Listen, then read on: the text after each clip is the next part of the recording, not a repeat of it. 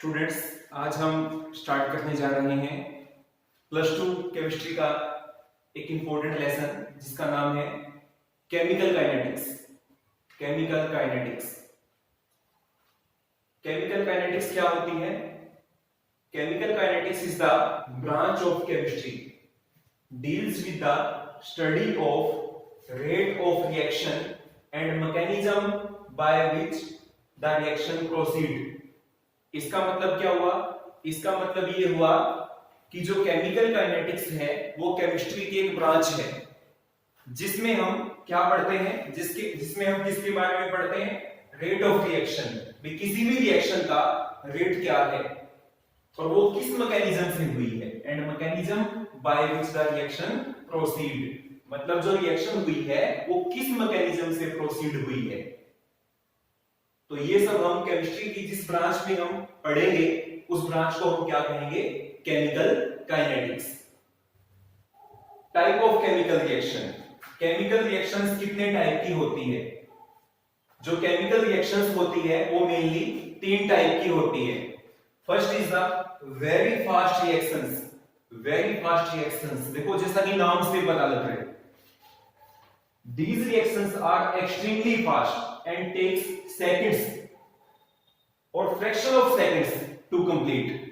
ये रिएक्शन इतनी फास्ट होती है कि इनको कंप्लीट होने में सेकंड्स या सेकंड्स का भी कुछ फ्रैक्शन लगता है। Example, ionic reactions. Ionic reactions are very fast reactions. Example लेते हैं, सिल्वर नाइट्रेट के एक्वस सॉल्यूशन में हमने NaCl का एक्वस सॉल्यूशन मिक्स किया। जैसे ही हम इन दोनों को मिक्स करेंगे उसी टाइम प्रोडक्ट बनना स्टार्ट हो जाता है। प्रोडक्ट बनने में फ्रैक्शन ऑफ सेकंड्स लगते हैं, तो हमें क्या मिल जाएगा? AgCl, सिल्वर क्लोराइड के PPT प्रेसिपिटेट्स मिल जाएंगे और साथ में sodium nitrate. This reaction is very very fast, such fast that it take only fraction of seconds to complete। Next is the very slow reactions। नाम से ही पता लग रहा है very slow reactions। These reactions are extremely slow and takes days, weeks or months to complete। ये reaction इतनी slow होती है कि कंप्लीट होने में कई दिन, कई हफ्ते या कई महीने भी लग जाते हैं। और इसका बेस्ट नोन कॉमन एग्जांपल है रस्टिंग ऑफ आयरन, लोहे को जंग लगना। Next is the moderate reaction. Moderate मतलब medium reaction. The reactions which are neither very fast nor very slow.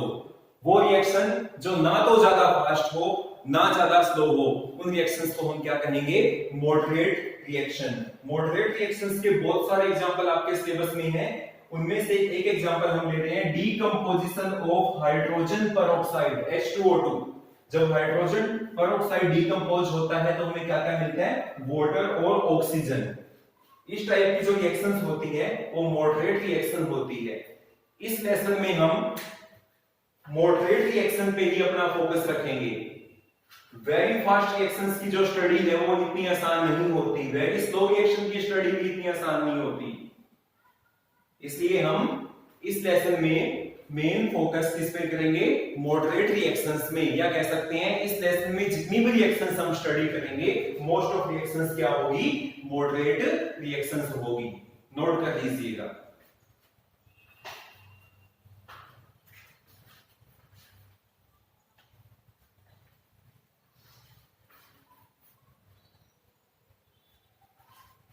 Now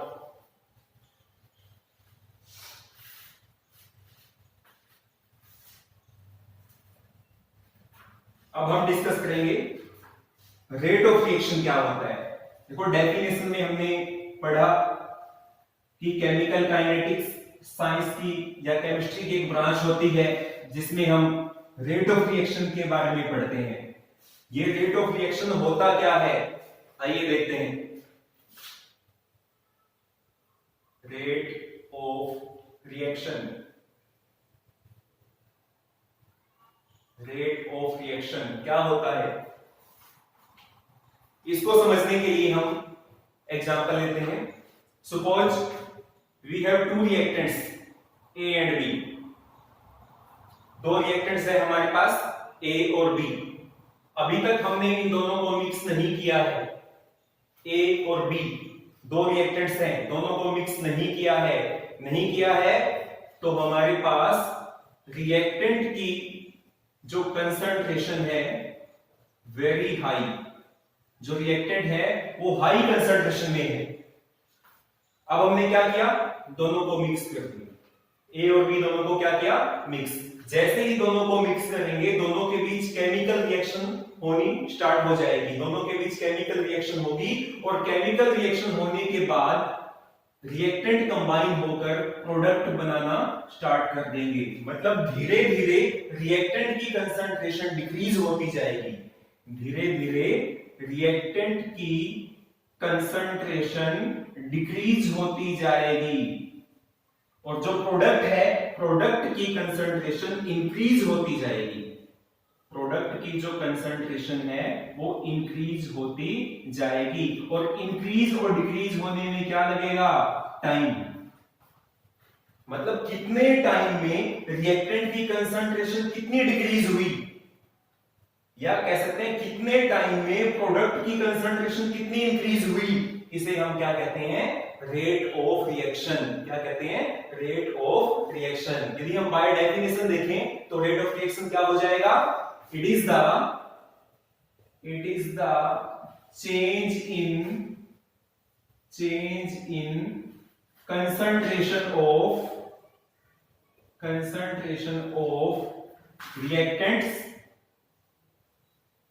reactants or product in a given time। किसी भी given time में reactant और product की कंसंट्रेशन में क्या change आया, कितना चेंज आया। रिएक्टेंट की कंसंट्रेशन क्या होती है, टाइम के साथ डिक्रीज, प्रोडक्ट की कंसंट्रेशन टाइम के साथ क्या होती है, इंक्रीज। तो जो रेट ऑफ रिएक्शन है, रेट ऑफ रिएक्शन, इसको ऐसे भी लिखा जा सकता है, क्या लिख सकते हैं, decrease in concentration of reactants, decrease in concentration of reactants divided by time taken, या हम इसको प्रोडक्ट के टर्म्स में लिखना चाहें तो क्या लिख सकते हैं, increase in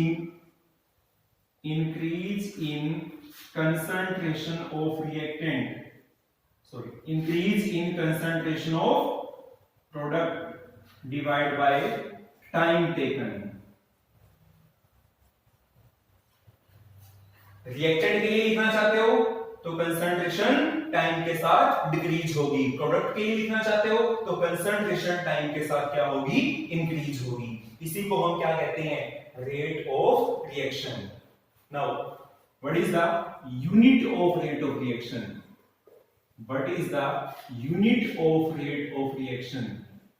rate of reaction की यूनिट क्या होगी, हाँ जी, रेट ऑफ रिएक्शन होती क्या है, decrease in concentration of reactant और कह सकते हैं increase in concentration of product. मतलब यहां पे क्या ली गई है, कंसंट्रेशन, और कंसंट्रेशन की यूनिट क्या होती है, कंसंट्रेशन की यूनिट होती है मोल पर लीटर डिवाइड बाय, नीचे क्या दिया हुआ है, टाइम, और टाइम की जो एसआई यूनिट है वो क्या होती है, सेकंड। तो क्या यूनिट हो जाएगी, मोल per litre per second, mole per litre per second is the unit of rate of reaction, तो ये हमने बताया आपको कि रेट ऑफ रिएक्शन क्या होता है। एक बार रिवाइज करवा देता हूं, रेट ऑफ रिएक्शन क्या होता है, जब भी कोई केमिकल रिएक्शन होती है तो रिएक्टेंट की कंसंट्रेशन टाइम के साथ डिक्रीज होती जाती है और प्रोडक्ट की कंसंट्रेशन टाइम के साथ इंक्रीज होती जाती है।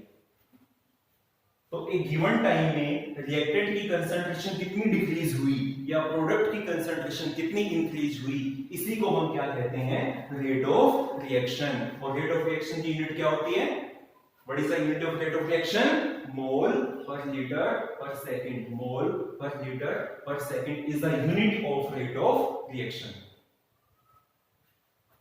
अब हम स्टडी करते हैं type of rate of reaction, rate of reaction कितने टाइप का होता है। इससे पहले हमने टाइप ऑफ केमिकल रिएक्शन पढ़ा था, अब हम क्या पढ़ रहे हैं, type of rate of reaction. Type of rate of reaction,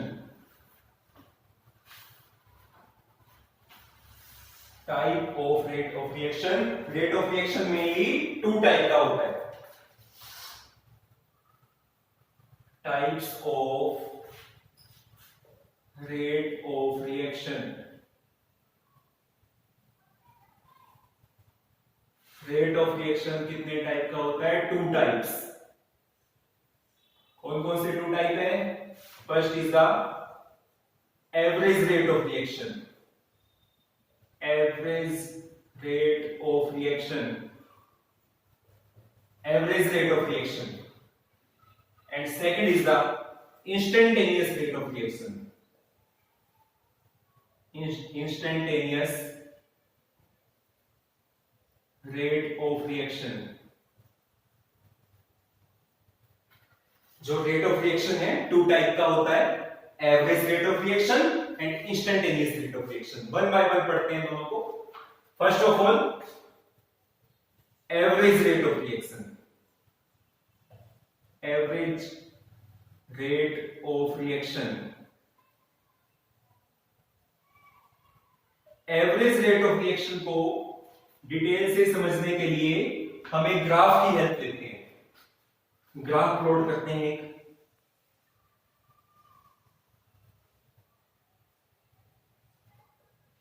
x axis, this is the y axis. X axis के अलोंग हम लेंगे टाइम, एक्स एक्सिस के अलोंग हम क्या लेंगे, टाइम। टाइम मिनट में भी ले सकते हो, सेकंड्स में भी ले सकते हो, सेकंड्स में ले लेते हैं। एक्स एक्सिस के अलोंग हमने लिया टाइम, टाइम लिया सेकंड्स में, यहां पे 0 second, 10 second, 20 second, 30 second, 40 second, 50, 60, 70, 10 का गैप ले लिया हमने। और y एक्सिस के अलोंग हमें लेनी है कंसंट्रेशन, y एक्सिस के अलोंग हमें लेनी है कंसंट्रेशन। कंसंट्रेशन रिएक्टेंट की भी हो सकती है, प्रोडक्ट की भी हो सकती है।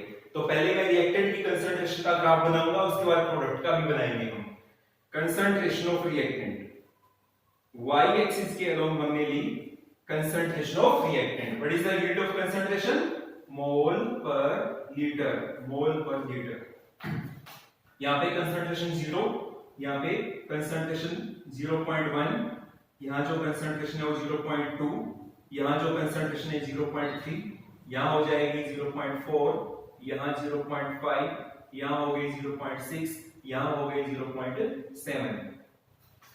इस साइड जा रहे हैं टाइम इंक्रीज हो रहा है, इस साइड जा रहे हैं कंसंट्रेशन इंक्रीज हो रही है।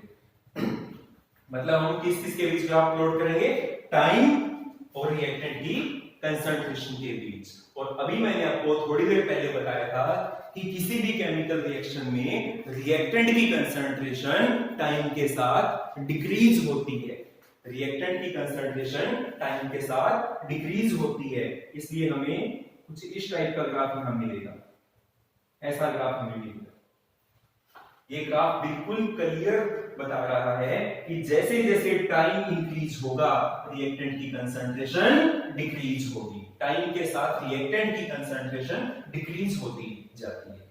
अब हमें क्या कैलकुलेट करना है, average rate of reaction. Average rate of reaction calculate करने के लिए हमें दो टाइम चाहिए। मान लो मैंने आपको कह दिया कि बताओ जब टाइम 20 सेकंड्स था, जब टाइम 20 सेकंड्स था उस वक्त रिएक्टेंट की कंसंट्रेशन कितनी थी।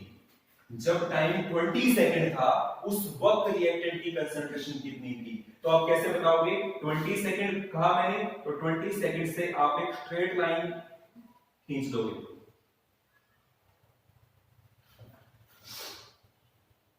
और उसके बाद उस लाइन को यहां ऐसे एक्सटेंड कर दोगे। तो ये जो 20 सेकंड मैंने कहा, ये इसको मैं कहूंगा T1, और यहां जो आपको एक कंसंट्रेशन मिली, इस कंसंट्रेशन को मैंने कहा X1। फिर मैंने कहा कि जब रिएक्शन स्टार्ट हुए को 30 सेकंड्स हुए थे, पहले मैंने 20 सेकंड लिया था टाइम, अब मैं टाइम क्या ले रहा हूं 30 सेकंड्स। पहले 20 सेकंड था, 30 सेकंड। जब रिएक्शन स्टार्ट हुए को 30 सेकंड्स हुए थे, उस टाइम रेट ऑफ रिएक्शन कितना था? तो 30 सेकंड्स को मैंने क्या कह दिया T2। तो कंसंट्रेशन क्या हुई? कंसंट्रेशन क्या हुई? X2। मतलब जब टाइम T1 था तो कंसंट्रेशन X1 थी, जब टाइम T2 हुआ तो कंसंट्रेशन क्या हो गई? X2। अब हम क्या कैलकुलेट कर सकते हैं? Average rate of reaction. अब हम क्या कैलकुलेट कर सकते हैं? Average rate of reaction. Average rate of reaction कैसे कैलकुलेट होगा? रेट ऑफ रिएक्शन का फॉर्मूला लगा दीजिएगा। रेट ऑफ रिएक्शन का क्या फॉर्मूला है? Change in concentration divide by change in time. Change in concentration divide by change in time. Concentration पहले कितनी थी? X1। अब कंसंट्रेशन कितनी है? X2। चेंज कैसे फाइंड आउट करते हैं? Final minus initial. हाँ जी, फाइनल कंसंट्रेशन कितनी है? X2। इनिशियल कितनी थी? X1 divide by change in time. हाँ जी, फाइनल टाइम कितना था? T2। इनिशियल कितना था? T1। तो क्या हो जाएगा? T2 minus T1। लेकिन यदि आपने ऐसा किया, यदि आपने ऐसा किया तो आपका जो रेट ऑफ रिएक्शन है वो नेगेटिव आएगा, माइनस आएगा। और रेट ऑफ रिएक्शन कभी भी नेगेटिव नहीं हो सकता। रेट ऑफ रिएक्शन कभी भी नेगेटिव नहीं हो सकता। इसलिए एक बात जो आप ध्यान रखोगे, क्या बात है वो, कि जब भी कभी रिएक्टेंट के लिए, जब भी कभी रिएक्टेंट के लिए हम rate of reaction find out करते हैं तो आपको नेगेटिव साइन यहां पे लगाना पड़ेगा। नेगेटिव साइन यहां लगाना पड़ेगा। नेगेटिव साइन क्यों लगाते हैं? ताकि जो एवरेज रेट ऑफ रिएक्शन है वो पॉजिटिव आ जाए। आइए एग्जांपल की हेल्प से देखते हैं। जो एग्जांपल हमने लिया उसकी हेल्प से इसको देखते हैं। X2, X2 कितना है? यहाँ पे जो X2 है वो कितना है? 0.2 माइनस X1, X1 कितना? 0.4 डिवाइड बाय T2, T2 कितना है? 30, T1 कितना है? 20। तो कितना हो जाएगा? Minus 0.2 divide by 10। Minus 0.2 divide by 10। जो आपका रेट ऑफ रिएक्शन है वो किसमें आया? नेगेटिव में आया। इसलिए हम यहाँ पे आगे पहले ही नेगेटिव साइन लगा देते हैं ताकि नेगेटिव नेगेटिव पॉजिटिव हो जाए और आपका जो रेट ऑफ रिएक्शन है वो पॉजिटिव आए। क्योंकि रिएक्टेंट की जो कंसंट्रेशन होती है वो टाइम के साथ डिक्रीज होती जाती है। टाइम के साथ डिक्रीज होगी तो आपका आंसर नेगेटिव में आएगा, लेकिन रेट ऑफ रिएक्शन कभी नेगेटिव हो नहीं सकती। तो रेट ऑफ रिएक्शन को पॉजिटिव बनाने के लिए हम यहाँ पे माइनस का साइन पुट कर देते हैं ताकि हमारा जो आंसर है, जो रेट ऑफ रिएक्शन है वो पॉजिटिव आ जाए। तो ये हमने क्या डिस्कस किया? Average rate of reaction. लेकिन हमने यहाँ पे रिएक्टेंट की कंसंट्रेशन ली। अब हम एवरेज रेट ऑफ रिएक्शन को यहाँ पे प्रोडक्ट की कंसंट्रेशन लेके समझते हैं।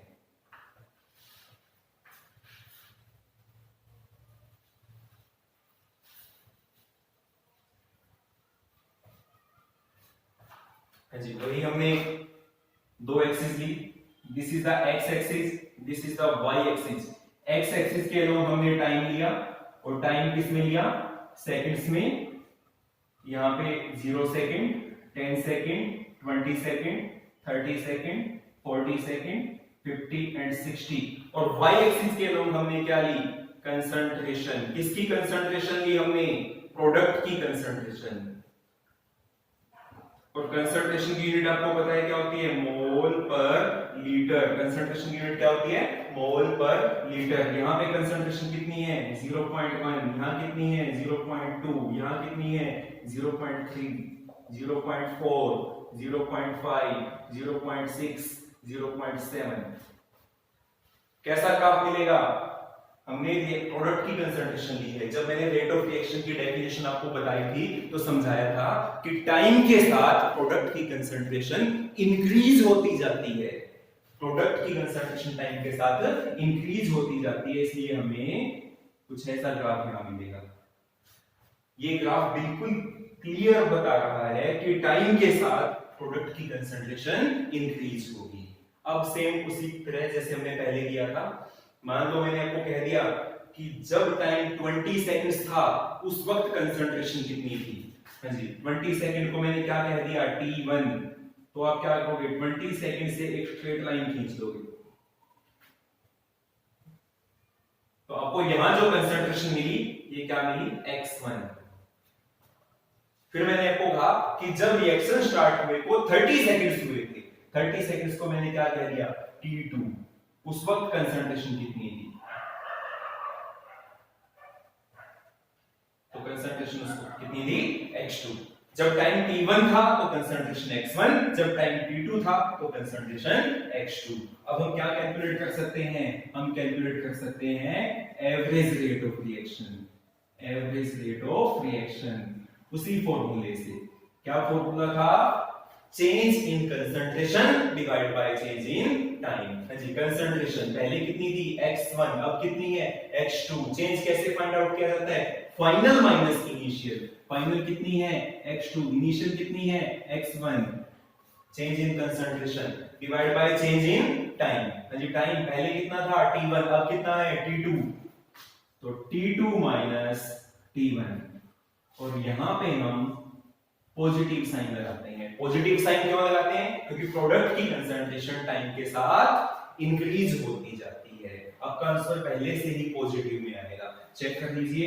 x2, x2 कितना, 0.6 माइनस x1, x1 कितना, 0.45, हाँ जी, t2 30, t1 कितना, 10, क्या आंसर आ जाएगा आपका, आंसर आ जाएगा 0.15 बाय 10, मतलब जो आपका आंसर है वो पॉजिटिव आएगा, रेट ऑफ रिएक्शन पॉजिटिव आएगी।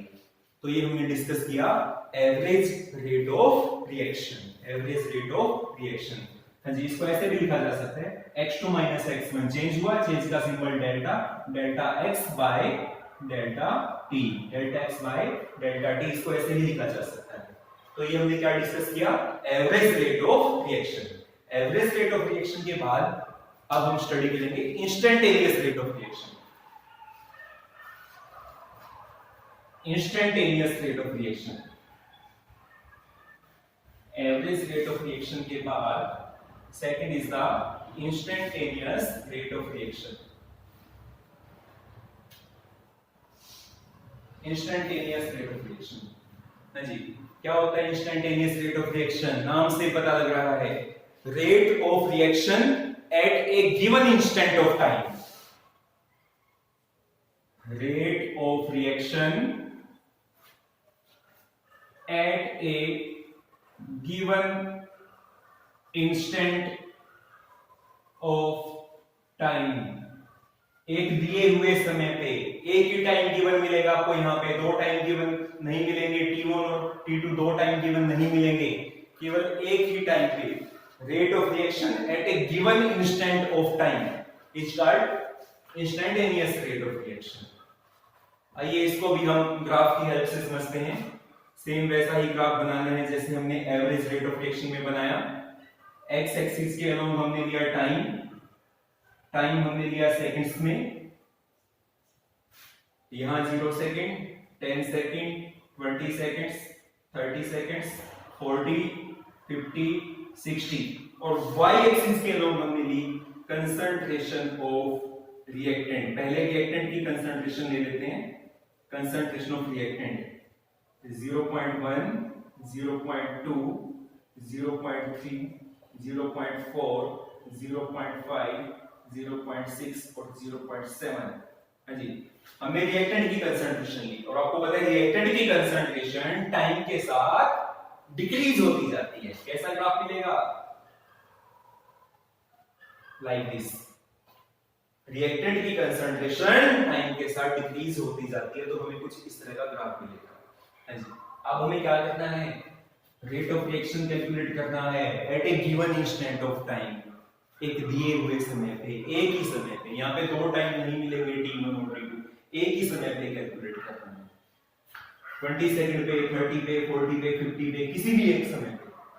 सपोज करो एग्जामिनर ने आपको कह दिया कि रेट ऑफ रिएक्शन कैलकुलेट करो जब टाइम 30 सेकंड था, तो आपको क्या करना है, 30 सेकंड से एक स्ट्रेट लाइन ड्रॉ कर देनी है, 30 सेकंड से एक स्ट्रेट लाइन ड्रॉ कर देनी है। ये स्ट्रेट लाइन ग्राफ को जिस पॉइंट पे कट करेगी, ये स्ट्रेट लाइन ने ग्राफ को जिस पॉइंट पे कट किया, इस पॉइंट पे स्केल की हेल्प से आपको टेंजेंट ड्रॉ करना है। यहाँ पे स्केल की हेल्प से, इस तरह से स्केल की हेल्प से यहाँ पे टेंजेंट ड्रॉ करना है आपको। स्केल की हेल्प से आपने क्या किया, इस पॉइंट पे टेंजेंट ड्रॉ किया। This is the point A and this is the point B. तो ये जो टेंजेंट है, टेंजेंट ये हमें rate of instantaneous rate of reaction के बारे में बताएगा। ये जो टेंजेंट हमने ड्रॉ किया, ये इसका नेगेटिव स्लोप होगा, negative slope rate of reaction के बारे में बताएगा। इसका जो टेंजेंट है उसने हमें इसके बारे में बताया, नेगेटिव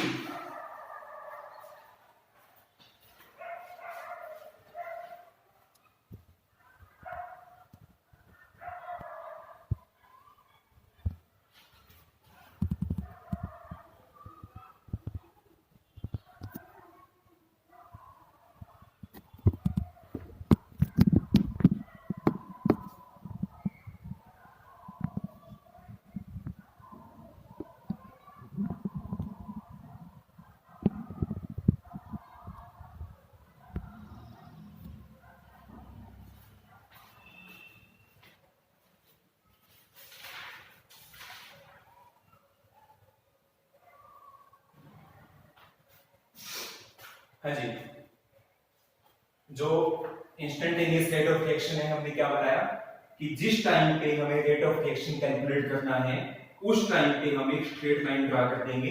ये स्ट्रेट लाइन क्या करेगी, ग्राफ को जिस पॉइंट पे कट करेगी, उस पॉइंट पे हमने स्केल की हेल्प से एक टेंजेंट ड्रॉ किया। हाँ जी, अब हम इजीली कैलकुलेट कर सकते हैं instantaneous rate of reaction, instantaneous rate of reaction.